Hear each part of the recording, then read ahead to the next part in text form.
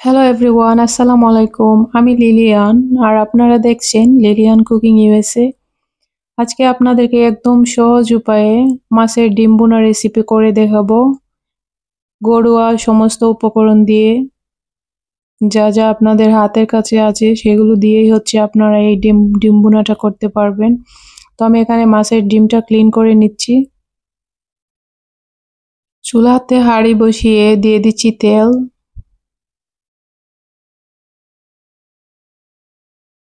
তেলটা গরম করে এখন দিয়ে দিচ্ছি পেঁয়াজ পেঁয়াজ বাটা।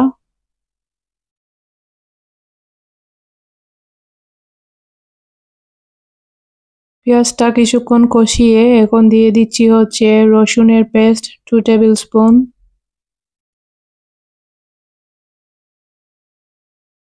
আদা পেস্ট 1/2 টেবিল স্পুন দিয়ে আরো 1 মিনিটের মতো এটাকে কষিয়ে দিয়ে দিচ্ছি আস্ত পেঁয়াজ কুচি।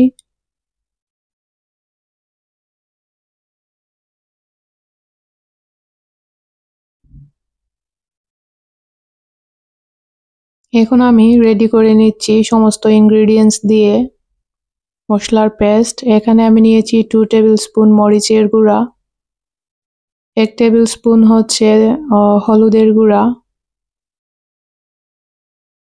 1.5 টেবিল স্পুন ধনিয়ার গুঁড়া, আর দিয়ে দিচ্ছি কারি পাউডার। এটা অপশনাল, আপনাদের কাছে যদি থাকে তাহলে দিবেন, আর যদি থাকে না, না দিলেও সমস্যা নেই। আর দিয়ে দিচ্ছি ভাজা জিরার গুঁড়া।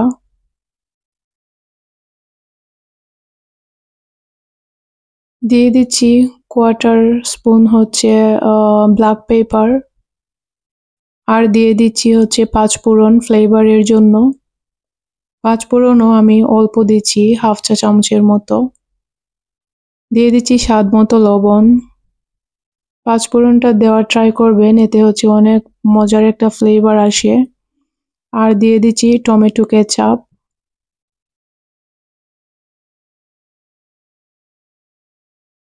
এখন আমি অল্প অল্প করে পানি দিয়ে একটা ঘন পেস্ট রেডি করে নেব।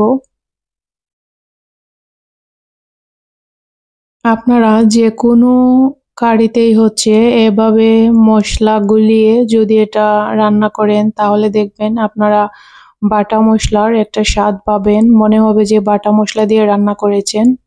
সো এভাবে ট্রাই করবেন।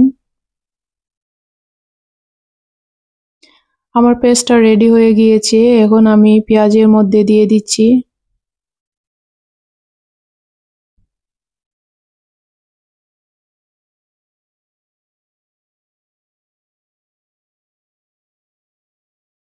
পেঁয়াজের মধ্যে দিয়ে এখন যে মশলার বাটিতে মশলা আমি রেডি করে নিয়েছিলাম সেটা ধুয়ে অল্প পানি দিয়ে একটু কষিয়ে নেব।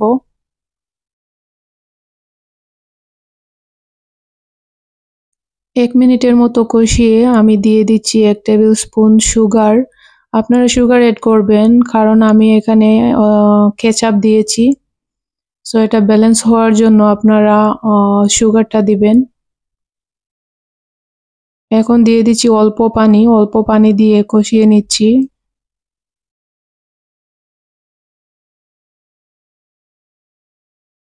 মশলাটা আমার কষানো হয়ে গিয়েছে, এখন আমি এরকম আস্ত ডিম দিয়ে দিচ্ছি।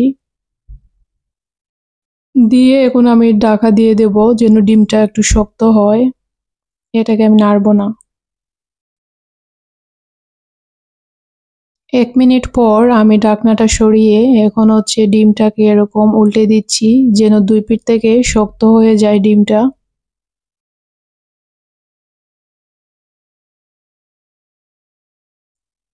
দিয়ে আবারও ঢাকা দিয়ে দিচ্ছি। 1 মিনিট পর আবারও আমি আস্ত ডিম যেটা ছিল আমি এরকম একটা স্পুন নিয়ে সেটাকে ছোট ছোট পিস করে কেটে নিচ্ছি। আপনারা যদি চান এটা ঝুরি করতে তাও করতে পারেন, বাট আমার কাছে এরকম ছোট ছোট পিস রাখলে আমার কাছে বেশি ভালো লাগে। আর বড় বড় পিস রাখলে আমার কাছে মনে হয় ডিমের ভিতরে মশলাটা ঢুকে না, সো এত বেশি ভালো লাগে না। ছোট ছোট পিস করলে দেখবেন যখন মুখের ভিতরে আপনার এটা পড়বে অনেক মজা লাগবে। তো আপনারা বটি দিয়ে অথবা নাইফ দিয়ে কাটতে হবে না, জাস্ট আস্ত ডিম দিয়ে আর ঢাকা দিয়ে ঢেকে রাখবেন, দেখবেন ডিমটা শক্ত হয়ে গেছে। শক্ত হয়ে যাওয়ার পরে এরকম একটা স্পুন নিয়ে আপনারা এরকম ছোট ছোট পিস করে কেটে নিতে পারবেন। ডিমটা কষানো হয়ে গিয়েছে, আরো একটু পানি দিয়ে আপনারা দেখতে পাচ্ছেন আমি একদম মাখা মাখা করে ডিমটাকে কষিয়ে নিচ্ছি। আমি এত বেশি পানি দিচ্ছি না, কারণ মাছের ডিম ভুনা করতে এত বেশি সময় লাগে না, সো এর জন্য আমি অল্প করে পানি দিচ্ছি।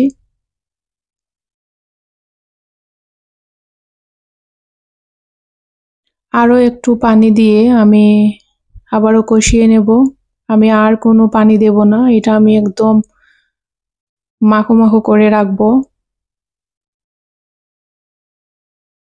আমার ডিমের ভুনাটা হয়ে গিয়েছে। আমি এখন ধনেপাতা কুচি আর কাঁচামরিচ কুচি দিয়ে আমি এটাকে নামিয়ে নেব।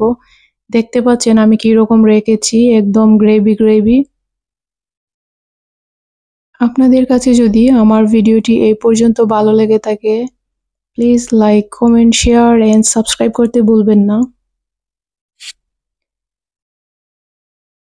এরকম নতুন নতুন ভিডিও পেতে আমার চ্যানেলটি সাবস্ক্রাইব করে রাখুন, যেন পরবর্তী ভিডিও আপলোড করার সাথে সাথেই আপনাদের কাছে নোটিফিকেশনটি চলে যায়।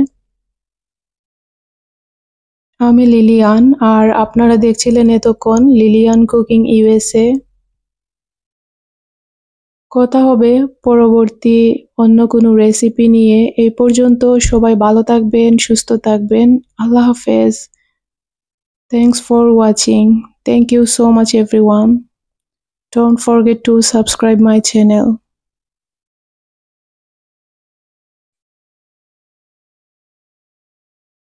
আর আপনারা এভাবে ট্রাই করবেন।